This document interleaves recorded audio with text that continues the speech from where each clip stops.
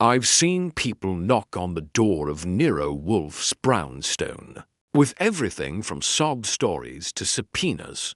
Some come brimming with confidence, others shaking like a leaf in a hurricane. But the man who showed up that Tuesday morning wasn't just nervous. He looked like someone had swapped out his spine for a length of damp rope. His hands were trembling, his collar was wilted, and he was talking to the front steps like they were his confessor. I was halfway through a cup of coffee and a piece of Fritz's cornmeal pound cake when I caught the motion through the front window. He didn't press the bell, just stood there, twitching like a bug near a flame. I opened the door out of pure curiosity. "You planning to ask the building for forgiveness?" I said. "Or do you want to talk to someone inside?" He blinked at me like I'd spoken a foreign language, then shoved an envelope into my hand so quickly you'd think it was radioactive. "Please," he muttered, "just give this to Mr. Wolfe. He'll know. He'll understand." Before I could ask what in blazes he was talking about, he spun around and sprinted down the steps across 35th Street and disappeared around the corner like the devil was paying rent on his heels. Now, if you've ever had the pleasure of working for a 7/8 stunned detective who doesn't tolerate ambiguity, you'd know that mysterious notes from doorbell dodgers are not my idea of a great way to start the day. I closed the door, locked it, and brought the envelope to Wolfe, who was exactly where he always was at 9:11 in the morning, 3/4 sunk into his oversized chair in the office, eyes closed, lips pursed, and attitude firmly installed. He didn't look up when I walked in, which was standard. I cleared my throat. A man just dropped this off. Didn't give a name. Looked like he'd either seen a ghost or left one behind. That got one eye half open. "Envelope," he said. I handed it to him. He took it between thumb and index finger like it was a specimen in a lab. He slit the flap, unfolded the note, and read it. No expression. Then he folded it back, slipped it into a drawer, and finally gave me the full set of eyes. "Archie," he said, "make no appointments this afternoon." Sure, I wasn't planning to host a square dance. Anyway, want to let me in on what's going on? He exhaled through his nose, like the world's heaviest sigh just escaped a cage. "The man who delivered that note is named Etienne Pardy. Maître d'hôtel at La Souris Bleue." La Souris Bleue? That French place with the foie gras that costs more than my suit. "Yes," he said curtly. His note contains a request, couched in timidity, bordering on collapse. He believes someone is trying to coerce him emotionally or otherwise into resigning his position. He fears it will culminate in a public embarrassment. Or worse. I raised an eyebrow. "So, what you're going to take the case of the nervous Mactor? The man hasn't even been fired. There's no crime. There's not even a scandal." Wolfe shifted in his chair just enough to suggest irritation without actual movement. "He has appealed to me," he said, "not as a professional investigator, but as a man who recognizes subtle sabotage, the complexity of social engineering. Within a luxury dining room may seem frivolous to you, but it is often a precise ballet of status, ego, and unseen alliances. When one of the choreographers loses his nerve, it warrants inquiry. I sat on the edge of the red chair. So we're talking restaurant politics? Hurt feelings? Someone's going to spit in the consomme? No, Wolfe said. We're talking about influence, power, and fear. Three things I detest in others and never permit in myself. Now, when Wolfe says something like that, you don't argue. You just go check your calendar, clear the afternoon, and wonder whether this time you'll be playing diplomat, detective, or disaster control. Should I call La Souris Blue? I asked. No, we wait. Party will return. Cowards always do. I gave it an hour. It took 45 minutes at 11:47 a.m., just as I was considering ducking out for a sandwich. The doorbell rang. The same figure from earlier stood there, looking worse for wear and sweating like a radiator in July. This time, he didn't try to flee. He whispered, "May I come in?" "Sure," I said, stepping aside. "You're the first guest today, and I get the feeling you're going to be the start of something strange." He walked in like a man crossing the threshold of a church he hadn't visited since childhood. Wolfe didn't rise, of course not, but his tone shifted from idle to incisive the moment Party entered the office. "You are late," Wolfe said. "You were expected sooner." Etienne Party blinked. I wasn't sure you would." "You were sure," Wolfe said flatly, "else you wouldn't have run." Party swallowed. "I don't know where else to turn." "Then speak," Wolfe commanded. "Begin with who wishes you gone, and why they can't ask directly." And that's when the Maitre D finally sat down, pulled a crumpled linen handkerchief from his pocket, and told us about something far more dangerous than spoiled duck liver threat that simmered just beneath the silver polish and white tablecloths of one of Manhattan's most exclusive restaurants. Etienne Party sat hunched on the edge of Wolfe's client chair like he expected it to collapse or combust. His knees were close together, hands knotted in his lap, and eyes darting between the Persian rug and Wolfe's face like a man calculating risk in real time. Wolfe, for his part, remained perfectly still, his fingertips arched beneath his chin, and gaze narrowed just enough to suggest disapproval without exertion. I perched on the arm of the red chair, pencil poised over my notebook, not because I planned on taking notes yet, but because people like Party need a little theatrical prompting to spill properly. "My job," Party began, "is not one I take lightly. At La Souris Blue, the Maitre D is not merely a host. He is a conductor, a composer of ambience, a guardian of the clientele's experience." I didn't say it, but I'd met conductors who were less dramatic. Wolfe didn't blink. "For the last 6 years," Party continued, "I have been trusted with that role. I've earned loyalty from the kitchen, the sommeliers, even Monsieur Ardet, the owner. But recently, things have shifted. The mood in the dining room has changed. So have the people." Wolfe made a slight movement of his index finger, a gesture I knew meant expedite.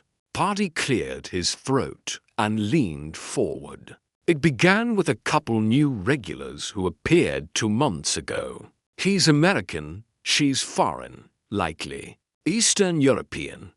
Wealthy, silent. Their table was booked weekly, always last minute, but somehow never bounced for even our most loyal patrons. They spoke to me directly, never through the reservationist. They made requests that contradicted house policy. When I pushed back, gently, I was warned. Warned? Wolfe echoed. By whom? That's the thing. Pardee said. It was never overt. No signature. Notes left in my locker. A file I kept on staff rotations vanished. Ardet brushed it off as administrative error. But then he paused. I watched his fingers clench the edge of the chair. Then someone tampered with the reservation log. 2 tables were double booked. It caused a scene, and it was blamed on me. Wolfe adjusted slightly in his chair, just enough to suggest heightened interest. I scribbled a note to myself. Targeted sabotage, possibly internal. Client in the crosshairs. I began to sense that certain staff were avoiding me. Pardee said the pastry chef, a quiet girl named Rena, began calling in sick. One of the bussers spilled red wine over a senator's wife's mink coat, and when I tried to smooth it over, the waiter claimed I'd instructed him to serve a different bottle than was ordered. Do you suspect Ardet himself? Wolfe asked. Pardee hesitated.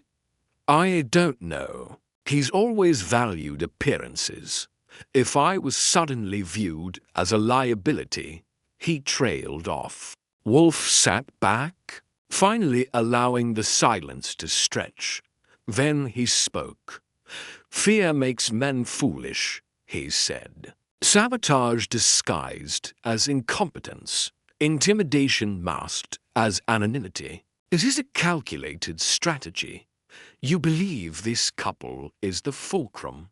Pardee nodded. Everything changed when they arrived.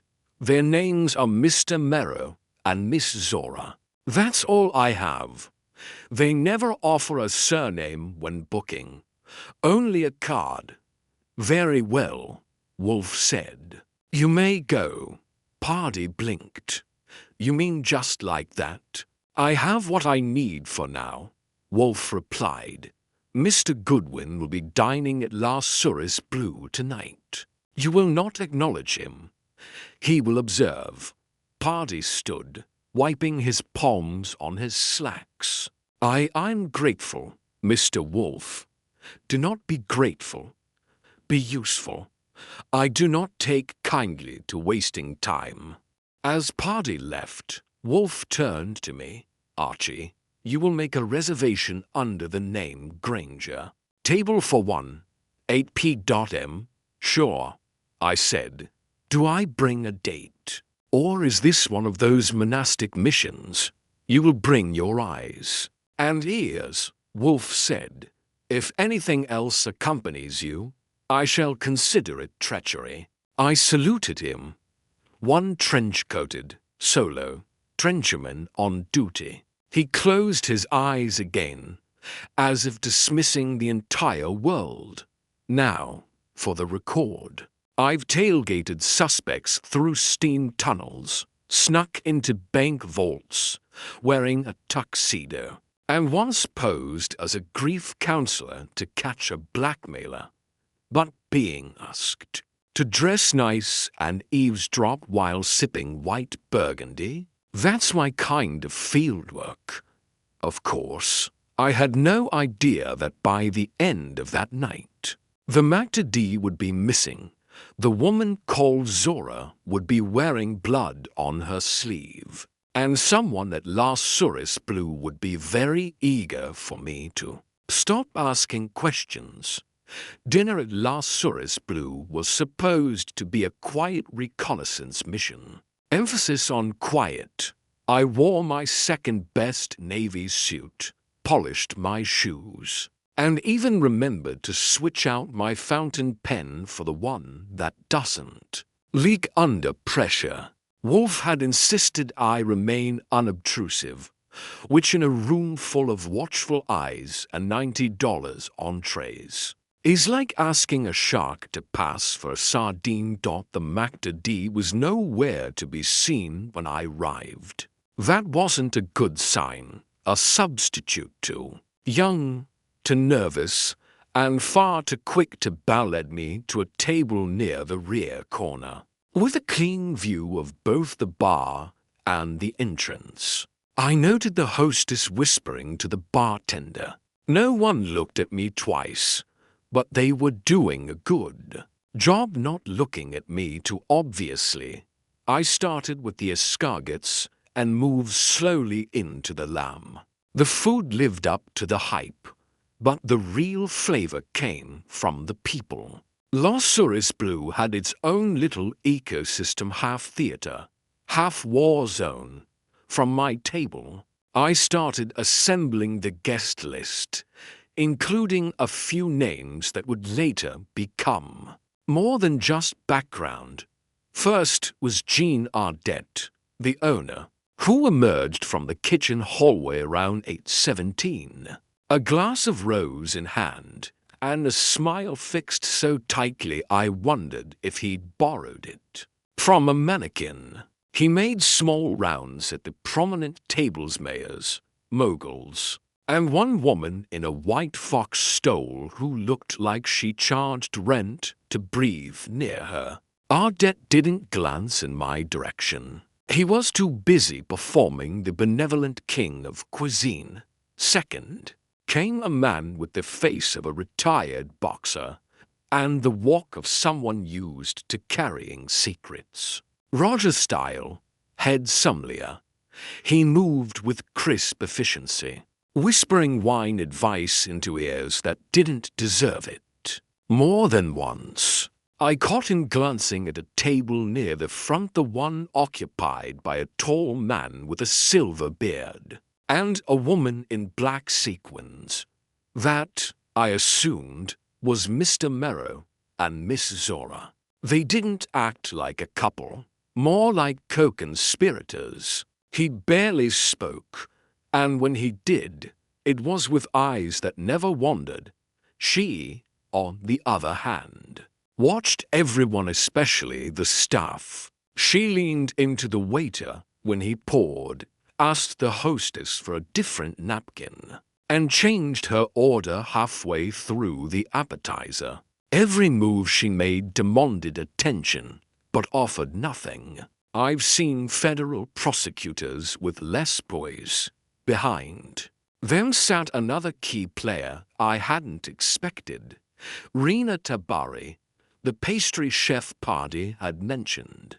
She emerged from the kitchen briefly, flustered, to speak with a waiter who'd clearly messed up a dessert course.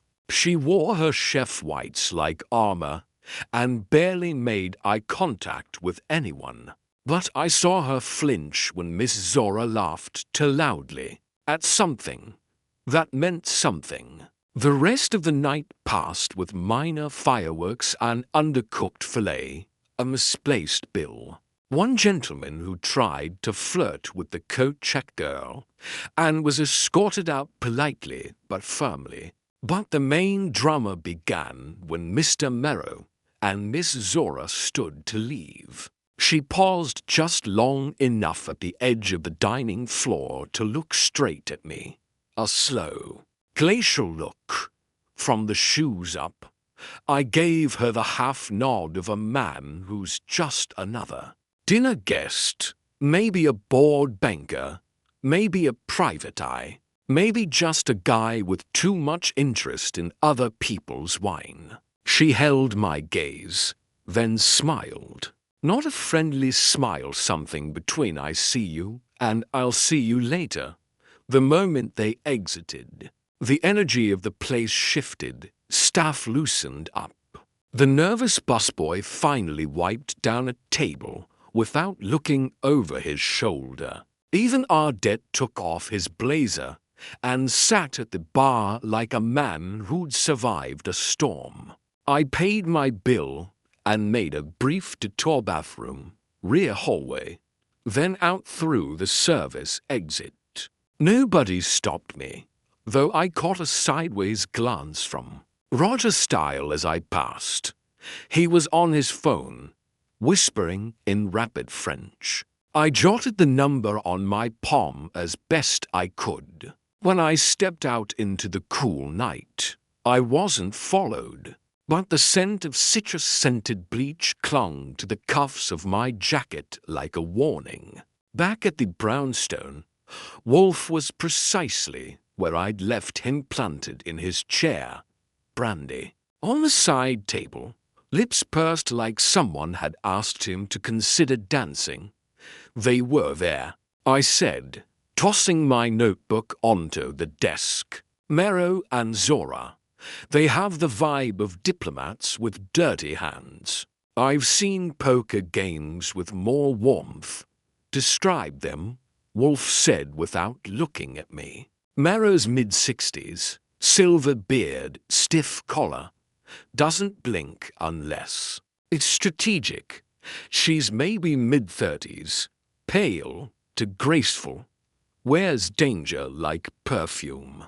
Staff seemed on edge the whole time they were there. Etienne Pardy never showed. That got a lift of one eyebrow.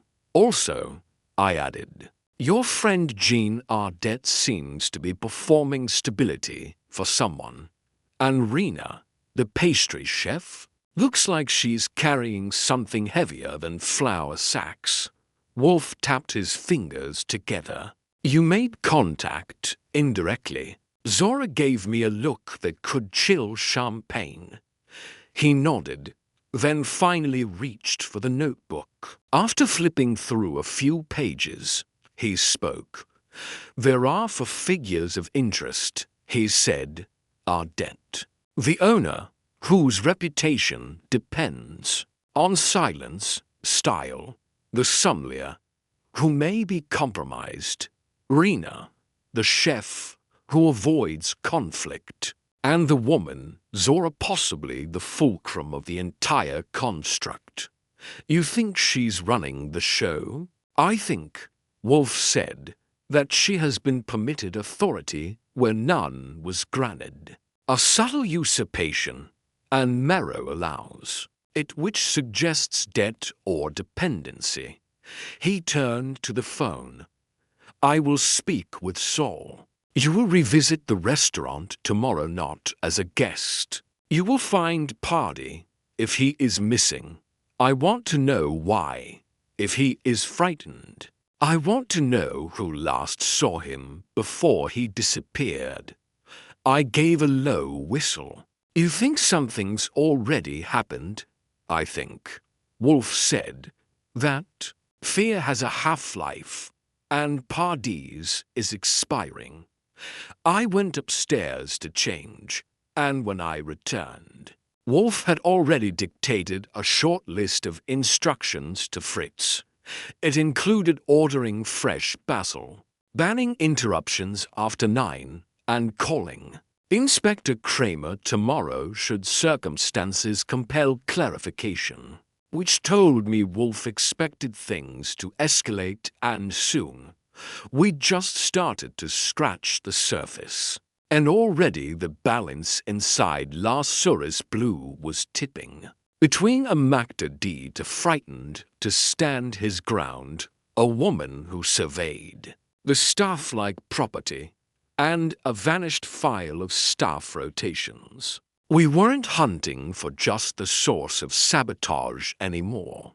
We were circling a power play masked in velvet, and Wolfe was about to start pulling threads. The next morning, I was back at La Souris Blue without a reservation, without a table, and with just enough plausible charm to get through the back door without triggering a kitchen riot. That's the kind of trick you can pull off when your overcoat says Health Inspector, and your voice says don't make me write this up. I wasn't there to eat. I was there to find Etienne Pardy, or, failing that, to locate the hole he might have vanished into. I started with the alley entrance. The service door was unlocked and propped open with a crate of lemons, a sign of either a rushed delivery or a nervous prep crew. Inside, the kitchen was its usual controlled madness, shouting in French, a hiss of steam, knives flashing like arguments between steel and speed. I stood still for a moment to let the environment notice me. Cooks clock new faces fast, it's a survival instinct. No sign of Party. But I did spot Rena, the pastry chef. She was piping something onto a tray of small tarts, her sleeves rolled up and her face tighter than the crust she was icing. I waited until she glanced up, then gave her a nod like I belonged there. She didn't react, just looked past me and focused harder, nervous, avoiding, or warned. That was yet to be decided. I strolled past the pantry, where a young busboy pretended to reorganize a stack of saucers. He tensed when I passed, then exhaled with relief when I kept walking. Everyone had the look of people trying not to be caught, but caught at what? Out in the main dining room, I found Roger Style near the wine cellar hatch. I tapped his shoulder lightly. He turned and recognized me from the night before, which didn't surprise me. "You again," he muttered, eyes narrowing. "You're not with the paper, are you?" "Nope," I said. "But you can call me curious. I had a question about the Maître d'Étienne. He didn't show up last night, and the staff seemed to be orbiting without a sun." He gave a flat smile. "Party has been indisposed like vacation, flu, or institutional flu," he said too quickly. "He'll be back soon." "Did he say that?" Style shifted his weight. "Look, I don't know what you're poking around for, but this place doesn't need a scandal. People have jobs, families. Just eat your duck and leave the gossip to the kitchen staff." I leaned in a little. "You're worried, not just about him. About her." He said nothing, but his eyes flared at the word. "Zora?"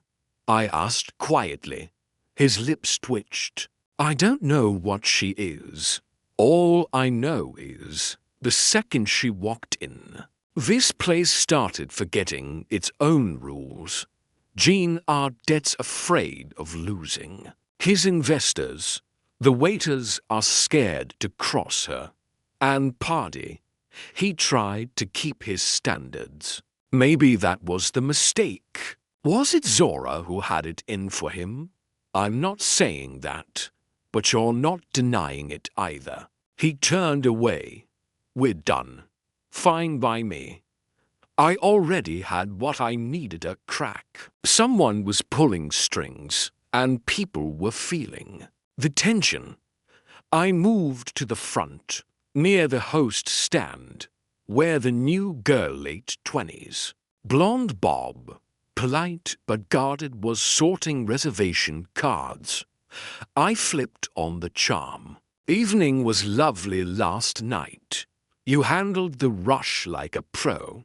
She gave a half smile. "Thank you, sir. I didn't catch your name." "Chloe." "Nice to meet you, Chloe. I was curious, do you keep old reservation logs?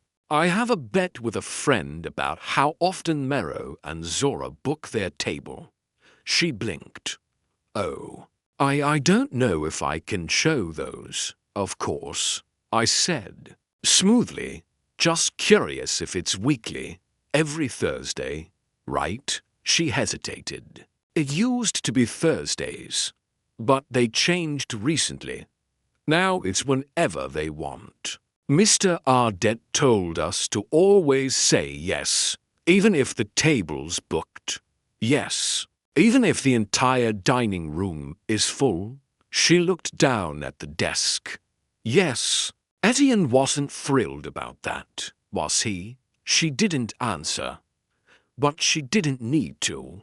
I thanked her and stepped out before she got herself in trouble. Outside, I made a call to Wolfe from a payphone on the corner. He hates cell phones, and I've never won that war. I've got 3 things, I said. 1. Pardee's gone, and the story is flu, but nobody buys it. 2. Zora's pulling rank without having any. Ardette's scared, Styles twitchy, and Chloe the hostess is one sideways look away from spilling everything. 3. It's not just about power, it's about access. Explain, Wolfe said. They're protecting Zora and Nero because someone upstairs said to. That means money, leverage, or blackmail, or all 3. Continue surveillance. Wolfe said, I have summoned Saul. He will follow Nero. You will return this evening. Observe if Pardee resurfaces, and if he doesn't. There was a pause on the line. Then assume he cannot. I hung up and grabbed a sandwich to go. My gut said Pardee was still alive but scared into silence or hiding somewhere. Wolfe couldn't reach from the brownstone. That meant it was on me. I returned that evening with a reservation under another fake name this time, Collins. The same table, the same view. This time, the dining room was more tense. Zora and Nero hadn't shown up yet, but their table was already set. No one else dared request it. Style wasn't on the floor.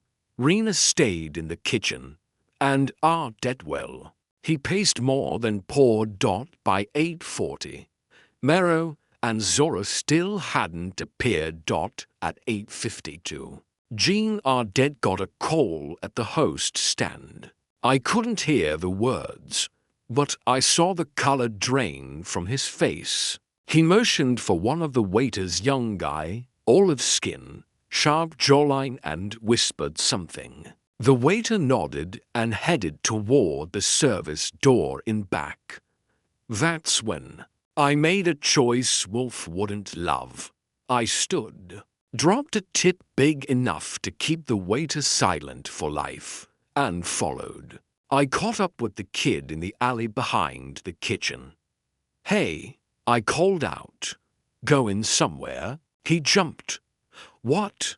No, this is for Mr. Ardette. Sure it is. Where's Pardee?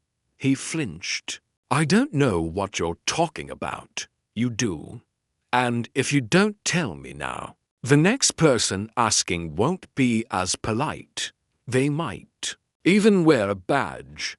He looked around, then leaned in. He's staying in a room above the dry goods warehouse on Canal Street.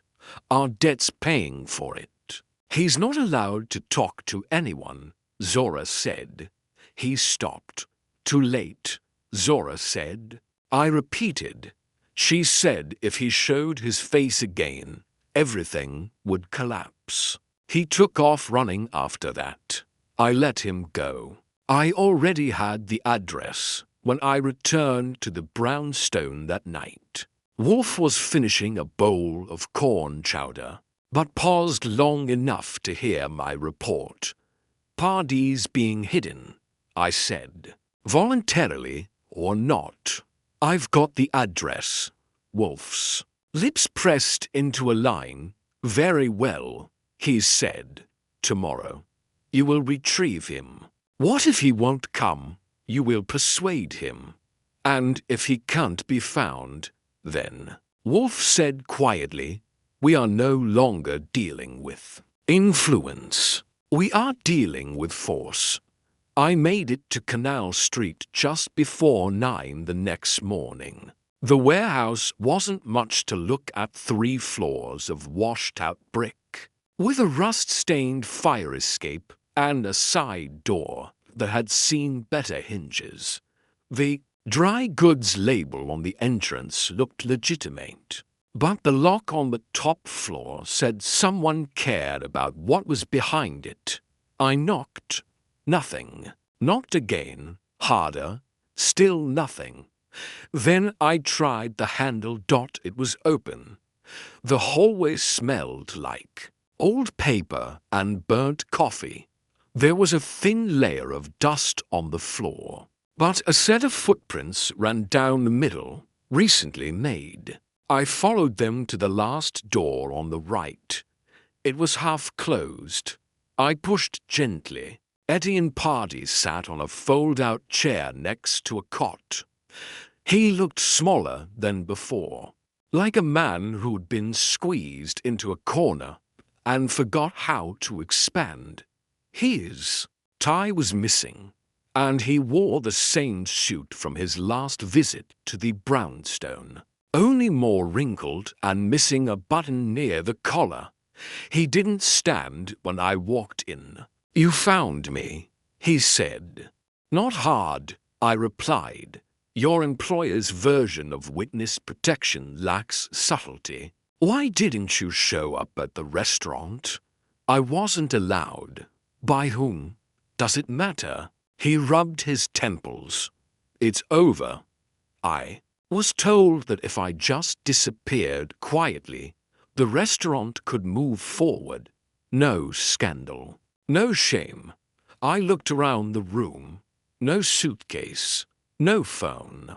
Just a duffel with a few books and a coffee mug with a chip on the handle. "This isn't voluntary," I said. "This is exile." He said nothing. "You're being kept here so you can't speak. That's not protection, that's control. You're not guilty of anything, Pardy. You're being erased." He blinked rapidly. "You don't understand, Zora. She isn't like the others. She doesn't bluff. When she makes a promise, it's a warning. She threatened you."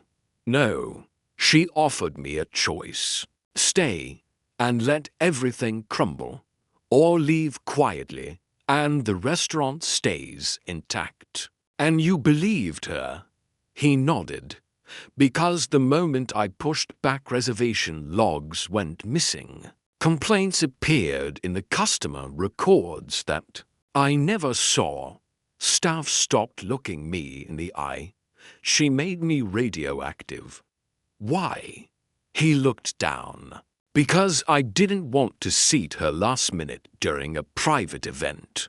That's all. That's where it started. I told her we had a policy. She said I'd regret it, and our debt backed her." "Yes," he said, "the restaurant had bigger relationships to maintain." That was the phrase I needed. Bigger relationships. This wasn't just social climbing, it was transactional. Someone upstairs, above our debt, was shielding Zora. The restaurant was a front, a stage, a place to parade influence, and Pardy had gotten in the way. "Come back with me," I said. "Wolfe wants you at the brownstone. You're not safe here." "I'm not safe anywhere," Pardy whispered. "I can't force you," I said, softening. "But if you don't speak now, whatever this is gets buried, and so do you." He looked up at me, jaw twitching. Then slowly, he stood, grabbed the duffel, and followed me out. Back at the brownstone, Wolfe had rearranged his office, meaning he'd moved a footstool 6 inches to the left. Fritz brought tea, which Pardy ignored. Wolfe didn't press. He waited, the way he always did, until the silence itself became permission. "Miss Zora," Wolfe said, "has positioned herself as indispensable, but only because our debt permitted it. Influence, unresisted, becomes rule. Your resistance cost you relevance. She dismantled me," Pardy muttered. One quiet move at a time. That is not power, Wolfe replied. That is sleight of hand. I was about to chime in when Fritz appeared in the doorway.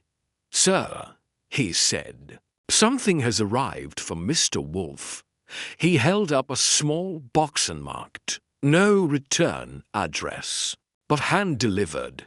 Wolfe frowned. Place it on the desk. I stepped forward, eyeing it. You expecting a present? No. I opened the box carefully. Inside was a spice jar, familiar, from Wolfe's own kitchen. The label had been scratched off, the cap twisted loose. Fritz blinked. That belongs to my paprika set. Wolfe didn't move, but his voice dropped an octave.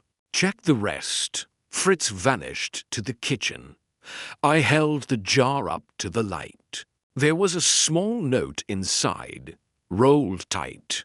I used tweezers to extract it. One sentence. You've tasted interference. Don't ask for the recipe. Wolfe took it between two fingers and read it twice. This, he said slowly, is both warning and trespass. Fritz returned minutes later, face pale. 3 containers are missing. Paprika, cloves, and white pepper. Someone was in this house, I said, last night. Wolfe nodded. Not to harm. To send a message. To you? I asked. Or to Pardy? Both, he said. They've escalated. I turned to Pardy. You said they left notes in your locker. Did they match this handwriting? Yes, he said. Same phrasing, same style. We were no longer operating in shadows. Whoever was behind this wasn't afraid of Wolfe, not yet. They'd crossed a line, not with violence, but with confidence. And if they could get inside the brownstone, they could get anywhere. I want Saul on our debt, Wolfe said, and call Lon Cohen. Tell him there's a story forming. I want pressure subtle, indirect, but visible. Let our debt know we're assembling the frame. Got it, I said. Wolfe turned back to Pardy. Stay here. You will remain out of sight. I don't want to endanger. You already have. Wolfe cut in. Now it is a matter of whether we allow them to win quietly or fail publicly. I left to make the calls. Saul would be on our debt's movements within the hour. Lon Cohen, bless him, took the bait like a hound on a scent. He said he'd start poking around the restaurant's ownership structure and see who Zora was connected to. Foreign, private equity, blackmail. He asked, pick your favorite, I told him. That night, Fritz set out new locks. Wolfe drafted a list of all spice cabinet accessories from the last 6 months, and Pardy, who still hadn't touched his tea, finally slept. I stayed up late, sorting through my notes. Something Zora had said to Chloe came back to me, something about the kitchen being the real front door. Maybe the restaurant wasn't just a fine dining venue, it was a funnel for money, messages, something else, and someone had decided that Pardy had seen too much. Wolfe was already planning the confrontation.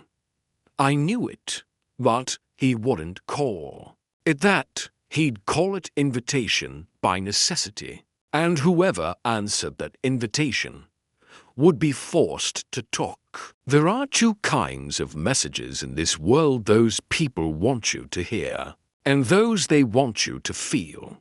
The first arrives in envelopes. The second usually arrives in the middle of the night, when you're asleep and your pantry's been rearranged. It was Fritz who caught it. He went down to the kitchen at 7 in the morning, expecting his usual row of gleaming spice jars to greet him like a disciplined military parade. Instead, 3 were missing paprika, white pepper, and cloves, and in their place sat one unfamiliar jar, with its label torn off. The cap loosened just enough to say, "I was here." He brought it to Wolfe like it was a bomb with a ticking heart.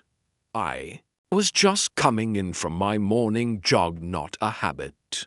Just a guilt-based reprieve from Fritz's butter-heavy breakfasts." When I saw Fritz at the office door, face set like a man reporting an invasion, Wolfe took the jar between 2 fingers, inspected it without speaking, then unscrewed the cap slowly. Inside was a small note, rolled tighter than a cigaretto. I offered him a pair of tweezers. He didn't thank me. He unrolled the slip, read it once, then read it again with a twitch in his brow that would qualify as alarm in Wolfe's emotional catalogue. I leaned over his shoulder. The note said, "You've tasted interference. Don't ask for the recipe. No signature, just that." "Well," I said, "if creepy culinary metaphors are back in fashion, we must be dealing with real professionals." Wolfe looked at Fritz. "Inventory everything. Not just spices, every tool, drawer, cabinet. Then review the pantry entry log." Fritz nodded and vanished like a well-trained shadow. Wolfe closed his eyes. It was meant for me. But it originated from them. Zora? Yes. Or someone acting for her. The method is theatrical, but the implication is precise. They entered the house, left a symbolic trace, and exited without. Notice, that requires planning. They didn't take anything. I said, they took control. I sat down in the red chair, notebook ready. All right, so what do we know? Someone got inside. They knew our kitchen layout. They had enough confidence to deliver a warning in the form of a spice swap. That's not casual. Wolfe nodded. It's not burglary. It's stagecraft, and the goal, to imply omnipresence, to unsettle. It worked, I said.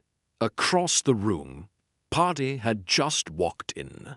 He hadn't slept well, I could tell from the tie that had lost its knot, and the circles under his eyes trying out for eclipse duty. Wolfe handed him the note silently. He read it, blanched, sat. "It's the same phrasing," he said. "I found notes like that in my locker, never signed. Always sly, a joke without a punchline." "You're certain it's the same writer?" I asked. "Yes, that sentence construction. Don't ask for the recipe. She said something similar to me once. When I questioned her late-night seating, she smiled and said, 'You enjoy the final dish. Don't spoil it with questions about ingredients.'" Wolfe opened his eyes fully now. Language reveals authorship.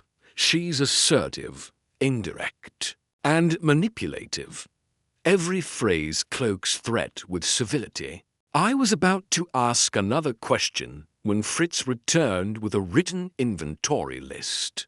"Nothing else is missing," he said, "but the locks haven't been tampered with, which means someone had a key, or copied one, front or back entrance." "Back," Fritz said. "No sign of force, but the bolt was slightly misaligned, possibly reset manually." "Meaning?" I said. "Meaning they entered without Wolfe's permission," Fritz said, dryly. "A theological offense." Wolfe ignored the sarcasm. "They must be familiar with our routines." The intrusion occurred after 11 p.m. when we were all asleep. A precise, narrow window. Who has that kind of access? I asked. No one, Fritz said. No one. Wolfe repeated, unless someone was allowed inside before and copied the key. I ran a list in my head: clients, delivery men, tradespeople. We'd had new locks installed 3 months ago, but Fritz had handled that personally, and only Wolfe, Fritz, and I had working keys, which meant this wasn't a lucky guess. Someone had been here, legitimately, once, and returned uninvited. Could Ardet have done it? I asked. Unlikely, Wolfe said. He lacks subtlety, but someone under his roof may have. Wolfe turned his gaze to Pardy. Think carefully, he said. Who from Las Suris Blue has been to this house? Pardy blinked. None that I know of. Anyone who might have run an errand, made a delivery, accompanied Ardet to meetings. I wait. His brow furrowed. Rena. She brought a wine list once. Wolfe had requested their new cellar entries. She came with it herself. Said Ardet was tied up. I sat forward. When? About 2 months ago. I looked at Wolfe. That was the week Fritz was in Vermont. Wolfe nodded slowly. And I was in the orchards. You answered the door. I narrowed my eyes. She was polite. Didn't enter the office, but she used the kitchen to wash her hands. I thought nothing of it. Wolfe sighed, which for him is basically a shout. She observed the layout, noted the entry points, possibly copied a key left on the rack, and now she's delivering paprika threats. I muttered, not alone. Wolfe said, but complicit. He stood. Yes, stood. That's when you know it's real. Archie, he said. You will visit Rena today, not at the restaurant. Find her home address, speak to her casually, if possible. She will deny involvement. Your task is not confession. It is confirmation. And if she runs, then she's guilty. And if she doesn't, she's still guilty. Pardy cleared his throat. Why would Rena do it? She hated Zora. Fear breeds obedience, Wolfe said. So does debt. He turned back to his desk and began sketching something on a pad. A grid of names, actions, motives. His version of a battlefield. I grabbed my coat and headed for the door. I'll find her, I said. And if she talks. Wolfe didn't look up.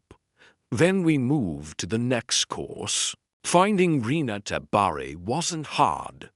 She wasn't exactly hiding, just blending. The way people do when they've learned not to be seen even while standing in the middle of the room.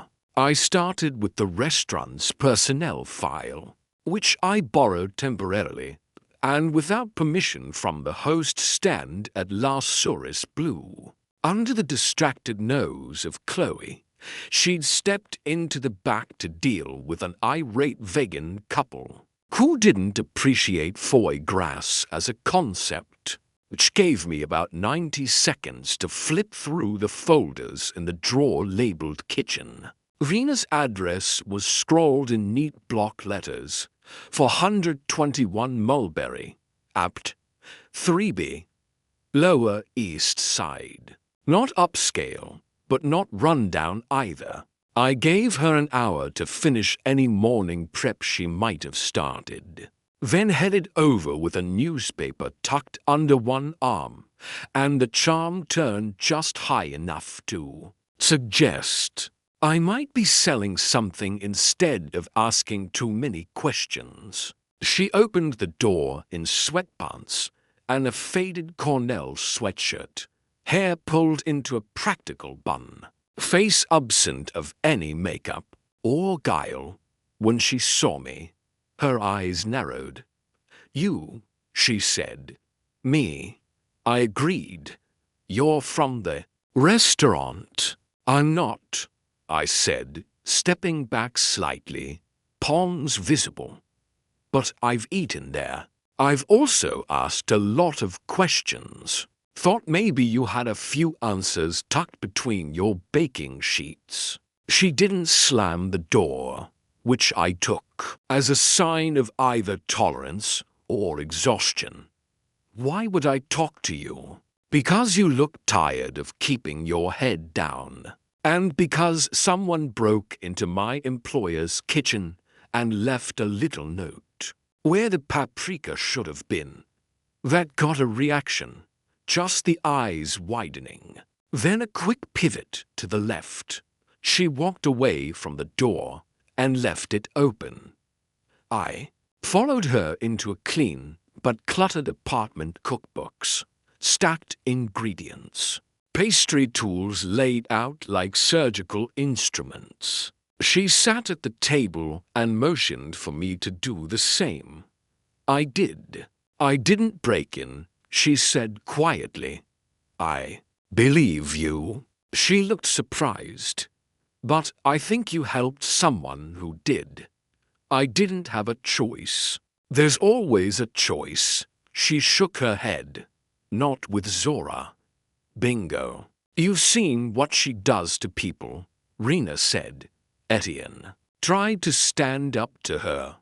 "Look where that got him. Holed up in a warehouse with no phone and a threat note in his pocket."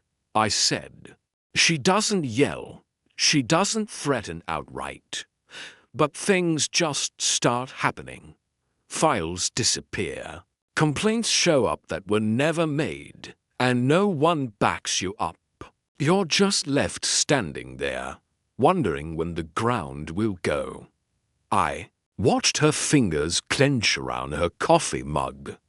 "What did she make you do?" "Nothing criminal," she said quickly. "Just observe. Deliver. Once. She asked me to drop off a package near the West 30th Post Office. Said it was for an investor. No name. No questions." "What kind of package?" "Plain box. Light. Maybe papers." "Did you open it?" She looked insulted. "Of course not." "Did you know who it was for?" "No." "But Ardet knew." That stopped me. "Ardet?" "Yes. He's the one who gave her access, who told us all to comply. He's scared of whoever backs her." "Backs her how?" "Money." She nodded. "And information." "Blackmail?" "I think so. Zora doesn't just charm people, she records them. Conversations, habits, payments. It's like she builds a map of everyone she meets. And once you're on it, she can pull you apart." "Did she have something on you?" Rena looked away. "Yes," she whispered. "A few years ago, I worked in Vegas. Short job. Left early. There was a fire. No one died, but the records didn't paint me kindly. She found it. She threatened to expose it." "No," Rena said. "She let me think she would." "That's worse. The silence, the possibility. You spend every day waiting." I nodded. It tracked. Zora didn't force compliance, she bred paranoia. You policed yourself. She just gave the suggestion. "Why did she want into Wolfe's house?" I asked. "I don't know," Rena said. "She asked me about him once. Said he had influence, connections. She said, 'Men like that don't move, but they tilt the floor beneath you.' Then she laughed. She asked you to deliver the wine list that day." "Yes. She told Ardette to make me go. Said I looked harmless, that I wouldn't be remembered. I leaned forward. Did you copy the key? She flinched. I didn't. She did. I left it on the hook while I used the sink. I wasn't thinking, so she used that to get in. She didn't say, but I knew afterward. She made a joke the next day at work. She said, "Your Wolfe keeps his spices organized like a dictatorship. You ever wonder what happens if one jar vanishes, subtle?" I said. She smiled the whole time. I stood. "Thank you. You've been more helpful than you know." She didn't ask what I'd do with the information. I think she already knew. Back at the brownstone, Wolfe was inspecting the rolled note again through a magnifying lens. He looked up when I entered. "Well, she didn't break in herself," I said. "But she handed over the key knowingly, or not. And Zora's collecting leverage like it's vintage china." "She has institutionalized fear," Wolfe murmured. "Curious. She has no office, no badge, no title. But people obey her because she keeps everyone off balance." He nodded. "Then we shall restore the floor." I blinked. That sounds suspiciously like action. Wolfe ignored me. "Have Saul and Lon reported. Saul's tailing Ardette. No suspicious movement yet. But Ardette's been on the phone a lot French and English. Lon says the restaurant's primary investor is a shell firm tied to a Swiss consortium. No real names. But Zora's been seen entering a townhouse uptown owned by one Maurice Hertig. Hertig, Wolfe said, Swiss financier, once accused of laundering for oil magnates. Charges vanished. Zora's his new project, or his handler. I exhaled. So, we've got a ghost investor, a compromised restaurant, and a woman who plays chess with people's lives. What's next? Wolfe tapped his lips. Invite them. All of them. Yes. Zora, Mero, Ardette, Rena, Chloe, Roger Style. For dinner, for explanation. I grinned. You planning a menu? No, a reckoning. When Wolfe says invite them, what he means is summon them with the gravity of a subpoena and the precision of a sniper. The invitations went out by handmine. No written notes, no calls, just Archie Goodwin, face to face, unannounced, delivering a message that was half politeness, half challenge. The tone I used implied to things. Wolfe was giving them an audience, and if they declined, he would proceed without their consent, and that would be worse. I started with Jean Ardette. He was in his office above La Souris Blue, pretending to look busy when I walked in.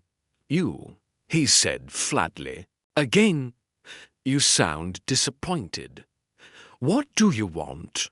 Nero Wolfe would like a word. He stiffened.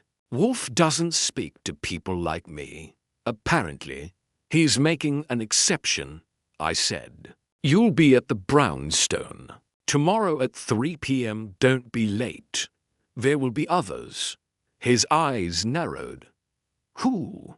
"If you have to ask, you're not as nervous as you should be." From there, I stopped by the wine cellar to find Roger Style. He looked up from a stack of invoices, already bracing for a conversation he knew wouldn't go his way. "I'm off the clock," he said. "You're on Wolfe's clock now," I told him. "Same time, same place. Be there." I didn't sign up for this. No one ever does. Zora and Nero were trickier. They didn't take walk-ins, and they didn't answer the phone. But I had Saul Panzer. He tailed them to a private art gallery on 73rd Street, where Zora spent 40 minutes studying a painting of a blindfolded woman holding a lit match. I waited outside. When she emerged, I approached her. "Miss Zora," I said, matching her pace. She didn't flinch. "You again?" "Me?" And Wolfe. He'd like a word. She smiled slowly. "Would he?" "Tomorrow, 3 o'clock. Formal. Attire optional. Truth mandatory. And if I decline, then you'll never get another opportunity to control the room again." She stopped walking.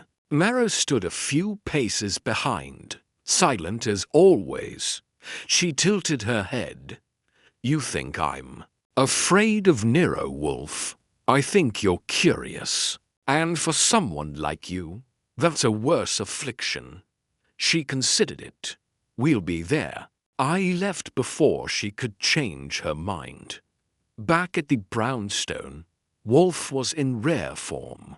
The office had been rearranged not drastically, but enough for effect. The chairs were positioned in a semicircle round his desk. The lighting adjusted subtly by Fritz to cast soft shadows that encouraged introspection. A second table had been added for refreshments, which Wolfe would not touch. It was theatre, but not cheap theatre. It was Wolfe's theatre. He briefed me that morning. "They will expect accusation," he said. "What they will receive is exposure. You going to lay it all out at once? No. I will lay out one thread. They will unravel the rest. At what point do we mention the break-in? When someone lies about it. At 2:55, the doorbell rang. At 3 o'clock, everyone was seated. Jean Ardette looked like he hadn't slept. Roger Style wore a jacket too tight in the shoulders, possibly borrowed. Chloe sat nervously beside the coat rack, avoiding eye contact with everyone. Rena, pale but composed, kept her gaze fixed on a spot just above Wolfe's head. Nero took the largest chair available and folded his arms like a statue daring the wind to try something. And Zora smiled. Wolfe let the silence sit for exactly 30 seconds before speaking. "Ladies and gentlemen," he began, "you are not here to defend yourselves. You are here to witness the truth. Whether you accept it is irrelevant." Zora raised a brow. Such confidence. Wolfe ignored her. Amacta was removed from his position under pressure. Not legal pressure. Not managerial. Psychological. Strategic. He was isolated, accused, displaced. Ardette cleared his throat. "That's not what happened." "No," Wolfe said. "That is what you allowed to happen. The instrument of execution was not loud. It was elegant, anonymous complaints, disappearing files, selective sabotage. A campaign not to destroy, but to demoralize." "Why?" Silence. Wolfe turned to Nero. "You said nothing. You did nothing. Yet you watched." Nero said nothing now, either.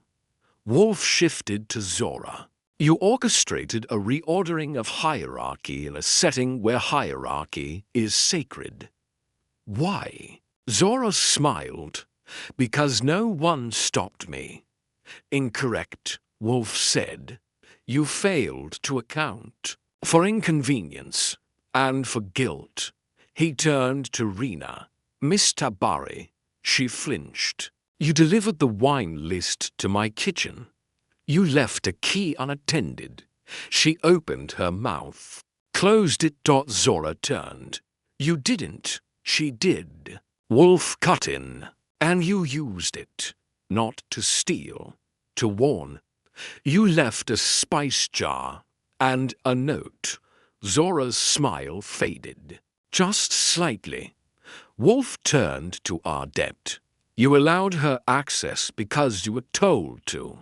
Ardette looked like a balloon deflating. I didn't want to lose the investors. You already had. Wolfe said. They replaced your loyalty with hers. And you consented. Roger Stiles spoke next, voice low. I tried to speak up. I warned Etienne. Yes, Wolfe said. And she silenced you with implication. Zora folded her arms. This is all so dramatic. No, Wolfe said. It is strategic. You believed that discretion, subtle control, and suggestion would keep you untouchable. But power without accountability leaves fingerprints. You tampered with staff records. You weaponized compliance. You created fear. Zora stood. What do you want? I want nothing. Wolfe said calmly, but the police may want an explanation for how a foreign national with ties to a financial ghost used a restaurant as a staging ground. Ardette gasped. Zora didn't blink. You called them? She asked. I did not, Wolfe replied. But Mr. Goodwin left an envelope with Inspector Kramer to be opened at 4 p.m. should you have failed to arrive. Roger stood. What's in the envelope? A timeline, a motive, and names. Everyone was quiet now. Even Marrow looked uneasy. Zora smiled again, but it was brittle. You bluff. Well, I don't bluff, Wolfe said. I conclude. He turned to Pardee, who had entered quietly and sat in the far corner. You may return to your position. This meeting restores it. Zora took a step forward. This isn't over.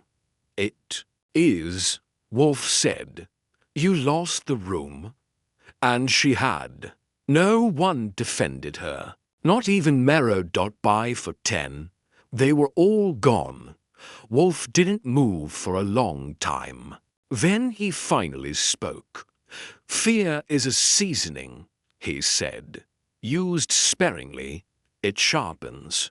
Overused, it poisons the dish. I nodded. And what's this called? Justice, he said, served with restraint. At exactly 2:59 p.m., the Brownstones' drawing room was calm. The silence rehearsed.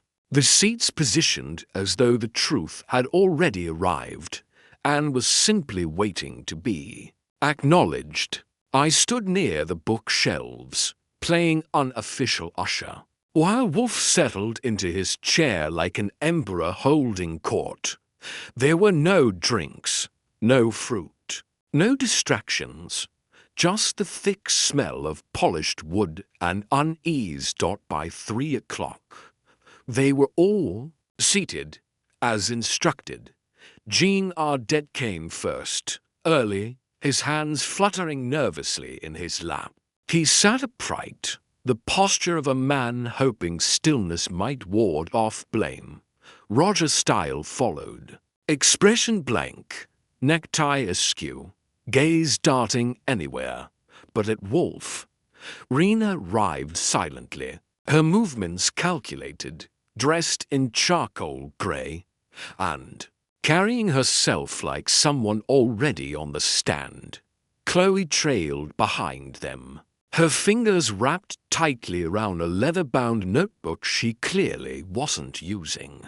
Then came Marrow, immaculate, stony, unmoved, and Zora, 10 steps behind, cool and unreadable, dressed in black with a pin shaped like a serpent coiled around a wine glass. No statement was made, but none needed to be. Party sat off to the side, not announced, not acknowledged, just present like a man watching his former life get dragged back into the daylight. Wolfe began with no preamble. This is not a trial. There will be no vote. There will be no questions. Only answers, some of which you may recognize for the first time as they're spoken. He looked directly at Ardet, Monsieur Ardet. You relinquished control of your establishment to an outsider, without title, license, or legal authority. Why? Ardet swallowed. It wasn't like that.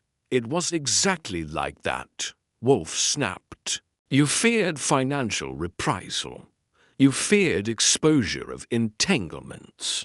You permitted your staff to be manipulated, isolated, and coerced. You made convenience your policy. Ardet looked like he might vanish into the leather of the chair if he could. Wolfe turned to Style. You saw it happening. You watched as power shifted from professional command to whispered influence. Why did you not intervene? Style stiffened. Because people who intervened were replaced. Quietly, efficiently. You mean Party? Wolfe said. Style nodded. Wolfe shifted again. Miss Tabari. Rena tensed. You allowed access to my home. Not directly, but knowingly. A copied key. An unattended door. Do you dispute this? Her lips parted, then closed. No. And you did this under pressure. Implied or direct? Implied, she said. But it felt the same. You were afraid of Zora. Yes. Wolfe turned, very slightly, to Zora. The room followed him, as if gravity had shifted. You have orchestrated a campaign of invisible dominance, based not on credentials or chain of command, but insinuation, secrecy, and control of perception. You have turned people into instruments by suggesting what might happen, not declaring what will. Do you deny it? Zora smiled faintly. Do you expect me to? No, Wolfe said. I expect you to recognize that your method has met its limit. Zora crossed her legs slowly. You assume this gathering frightens me. Wolfe folded his hands. No, but it disarms you. There was a beat. She didn't reply. Wolfe looked. To Nero. And you? What is your role in this? Nero's voice was soft. Observer. That is not a role, Wolfe said. It is an alibi. Nero looked at Zora. She did not look back. Wolfe leaned forward an inch, enough to signal. The crescendo. Mr. Goodwin has provided Inspector Kramer with an envelope containing names, times, and movements. If I do not call to retrieve it within 1 hour, it will be opened. The contents will trigger a formal inquiry into your investor network, your property transfers, and your associates abroad. Zora blinked. It was the first genuine emotion I'd seen from her, not fear, calculation. She was measuring something, weighing cost. Wolfe didn't give her the time. Your influence ends here. Ardet will resume formal control of the restaurant. Party will be reinstated. You will not return. You will not contact the staff. You will not move a piece on this board again. Zora stood slowly. You have no authority to make that demand. No, Wolfe said. But Ardet does, and he will enforce it. Because he knows I have no intention of stopping with this room if you fail to comply. He turned his gaze to Ardet, who after a long, trembling silence nodded. She's finished, he said. Zora looked at him, not surprised, not angry, just done. She turned to Wolfe. You've built an elegant trap, but you still don't understand the game. I don't play games, Wolfe said. I resolve them. She said nothing more. Nero followed her out the door, like a shadow that had finally lost interest. After they left, Wolfe addressed the rest. Mr. Barry, Mr. Style, Miss Chloe. You are not dismissed. You are watched. If anything resembling Zora's pattern reappears at La Souris Blue, I will know, and I will not convene another meeting. I will act. He turned to Ardette.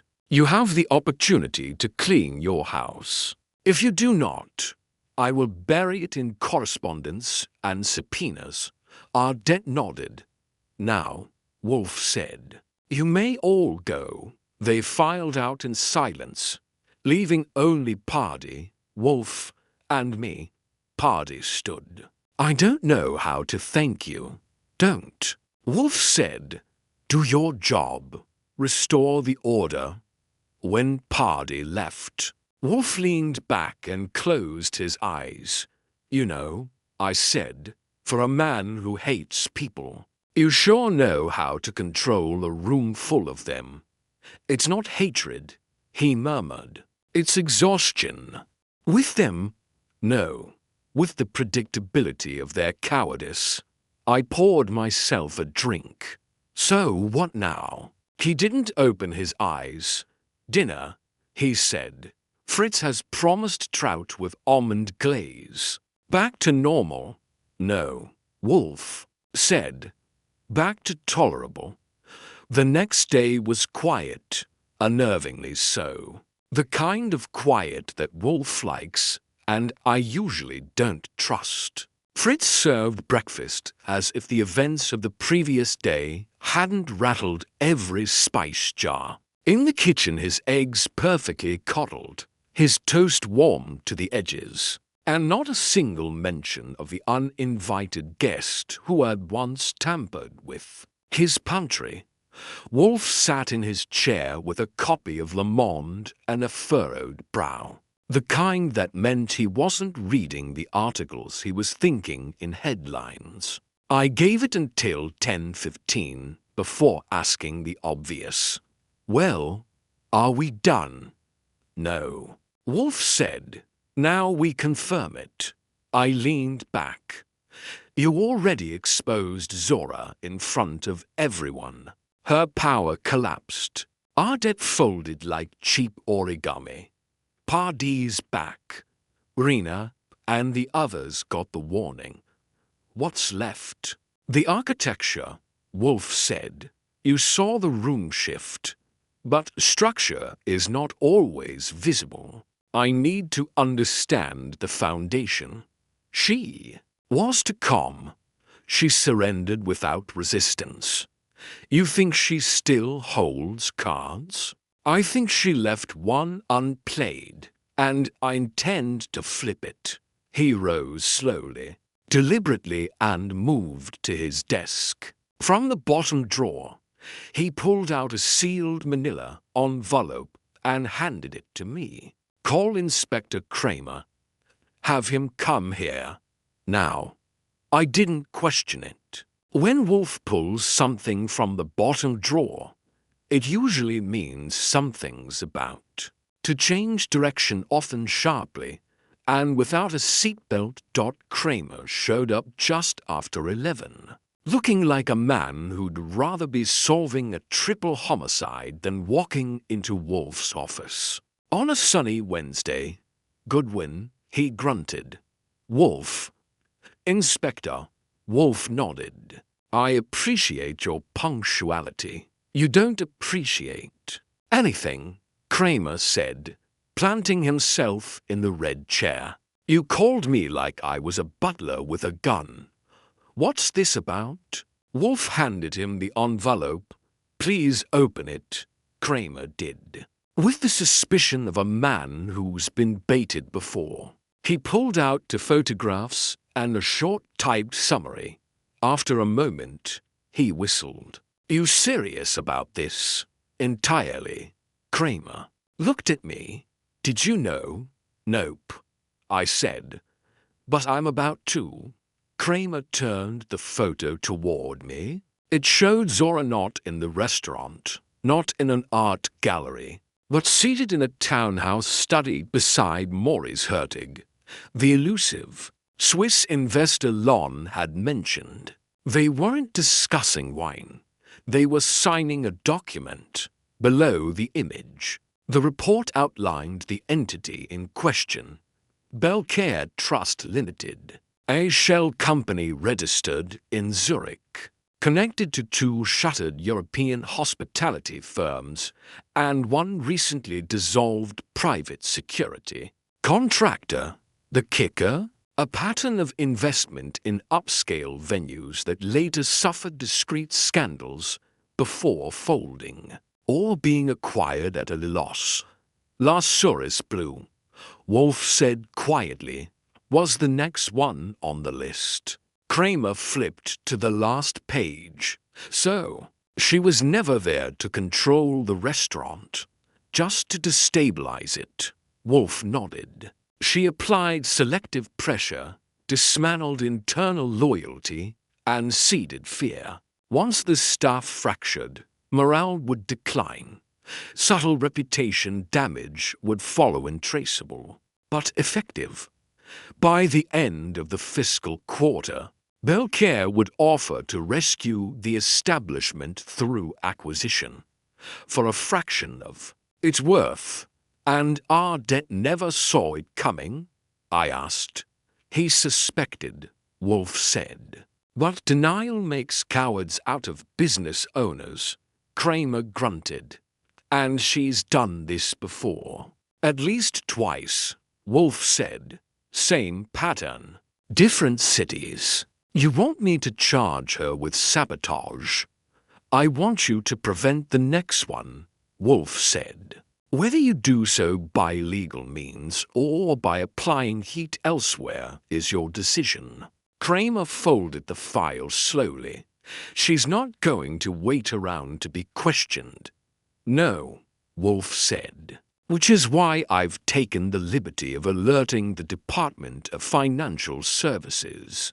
They're preparing to flag any international wire transfers connected to Belcaire Trust. Wolfe, Kramer said, rising, you know how many people have been trying to find a thread on Maurice Hertig for 10 years? Yes, Wolfe said.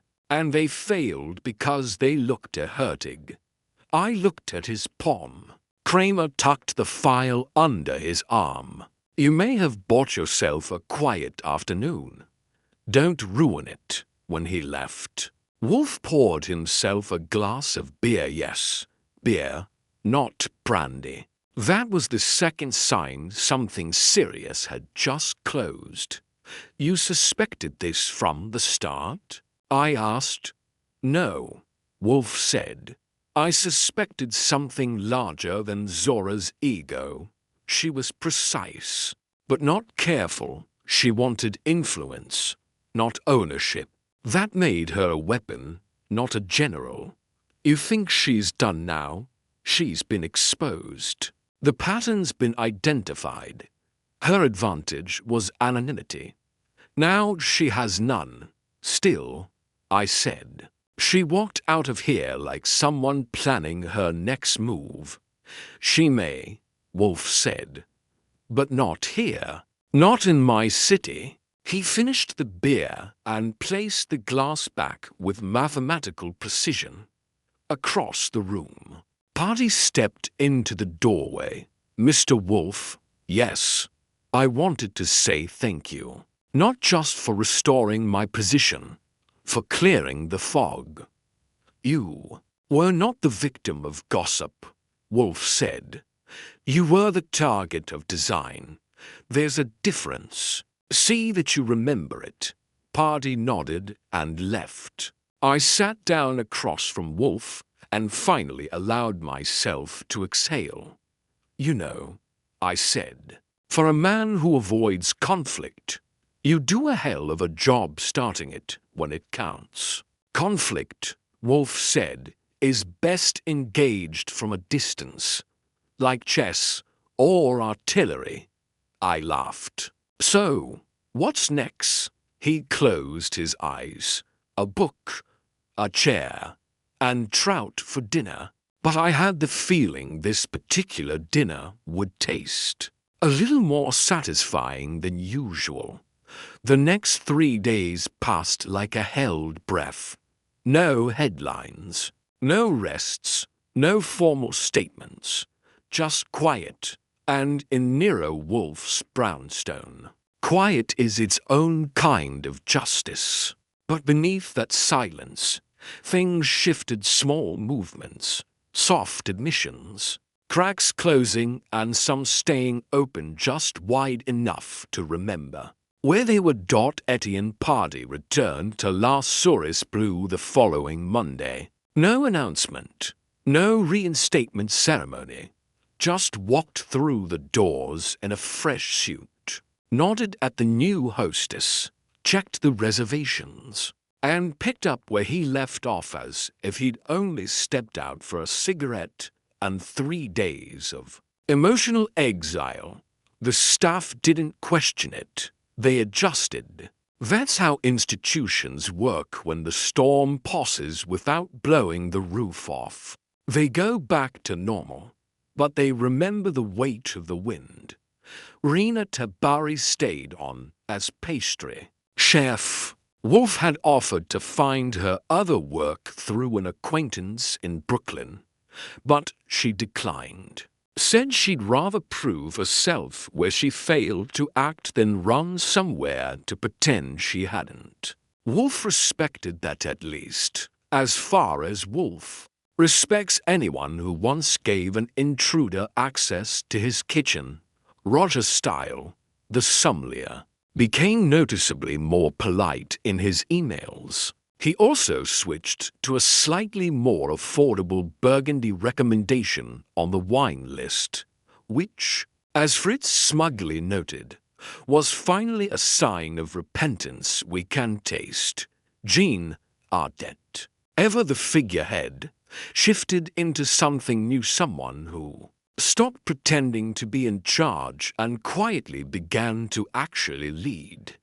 He replaced 2 waiters, restructured the reservation system, and ordered a review of supplier contracts. He also removed the favored table Zora had once claimed as her own. No one asked why. They just noticed the gap it left, and Zora, she vanished. Not literally. She was seen once leaving the townhouse on 73rd, and a week later, Lon Cohen confirmed. The Belcare Trust's U.S. holdings were being quietly sold off. No headlines, no photos, just a dissolving empire of polished shadows. Wolfe said she had likely returned to Europe. She won't be back, he told me. And if she is, she won't wear her name on her sleeve next time. That afternoon, I found Wolfe in his usual position, chair-centered, beer at his side, orchids above, and sunlight filtered through Venetian blinds like a stage light waiting for an encore.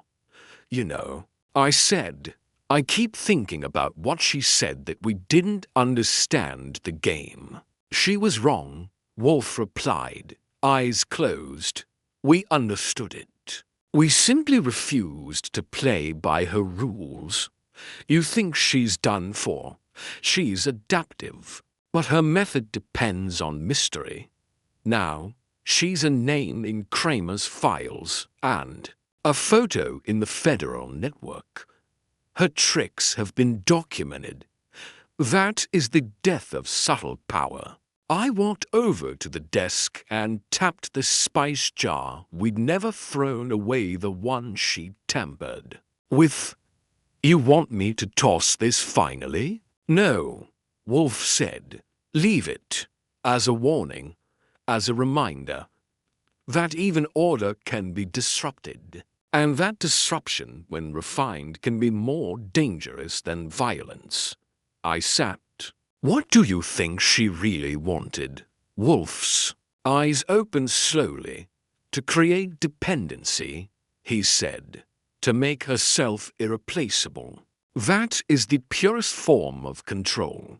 No weapon, no proof. Just the illusion that without you, the system collapses, and Party became the system's conscience, which is why he had to be removed until we put him back. Wolfe nodded. Restoring order is not the same as restoring peace. But it is necessary. Fritz appeared at the office door. Dinner in 10, he said. Wolfe raised a finger. Menu: salmon with lemon cream, gratin potatoes, braised greens. Wolfe allowed a small smile. Acceptable. Fritz vanished. I stayed in the chair for another minute, watching Wolfe think. It's something he does more eloquently than most people speak. His face doesn't move much, but you can feel the motion gears turning beneath that mountain of intellect and obstinacy. You know, I said, there's something strange about all this. What now? He sighed. We just spent 2 weeks untangling a sabotage plot that wasn't murder. Didn't involve a stolen painting or a body in the conservatory. And yet it might have been the most dangerous thing we've handled this year. Indeed, Wolfe said, because it was almost invisible.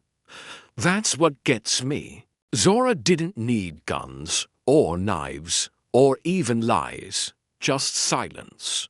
Just the right people keeping quiet for long enough. She created fear through the absence of proof. That is difficult to fight, but not impossible.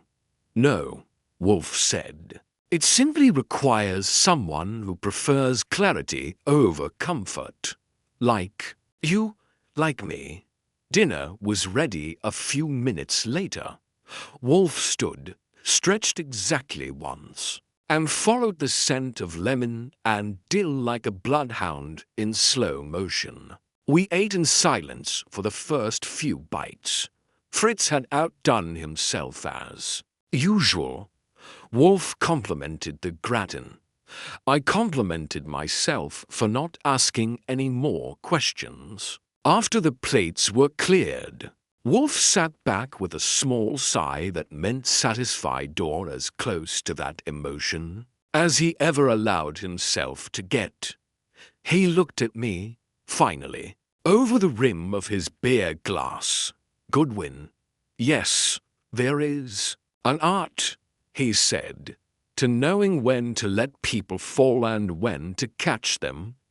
Etienne. All of them. I leaned back, letting that settle. You ever wonder what she would have done if no one stopped her? She would have ruined the restaurant, acquired the wreckage, sold it, and moved on to the next. Would anyone have known? No, Wolfe said. That was the point. We sat with that a moment. Then I stood and grabbed my coat. Where are you going? Wolfe asked. To pick up dessert. Fritz ran out of those lemon tarts I like. Wolfe made a face. Don't worry, I added. I'll pay. You always do.